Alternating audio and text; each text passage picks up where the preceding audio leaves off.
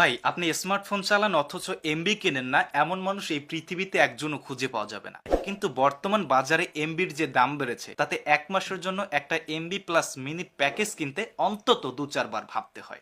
তবে এমন যদি হতো যে আপনি এক মাসের জন্য যেই প্যাকেজটা যত টাকা দিয়ে কিনেছেন সেই একই প্যাকেজ যদি আপনি আরো 200 থেকে 300 টাকা কমে কিনতে পারেন তাহলে বিষয়টা কেমন হয়, এবং আপনার প্রয়োজনের পাশাপাশি সেই এমবি মিনিট একই প্যাকেজ অন্যদের কাছে বিক্রি করেও আপনি ইনকাম করতে পারবেন। তবে ভাই আজকে ব্যবসার কথা কম বলবো, এটা একটা অনেস্ট রিভিউ, এবং বেশি টাকা দিয়ে এমবি মিনিট কেনা থেকে আগে নিজেকে বাঁচান, তারপরে আপনার প্রয়োজন হলে আপনি সেটা দিয়ে ব্যবসা করুন। সবকিছু কিভাবে সেট আপ করতে হয় চলুন দেখিয়ে দিচ্ছি। আপনার হাতে থাকা স্মার্টফোনটি দিয়ে প্রথমে প্লে স্টোরে যাবেন। প্লে স্টোরে ফোন থেকে আমি গুগল প্লে স্টোরে চলে আসলাম। এইখানে আপনারা সার্চ বক্স পাবেন। সার্চ বক্সে লিখতে হবে সেলফ মাই বিজনেস প্ল্যাটফর্ম। এই যে দেখুন, তো সেলফ মাই বিজনেস প্ল্যাটফর্ম লিখে দেওয়ার সাথে সাথে কিন্তু অ্যাপ্লিকেশনটা চলে আসবে। আপনারা লোগোটা দেখুন, এই লোগোটা দেখে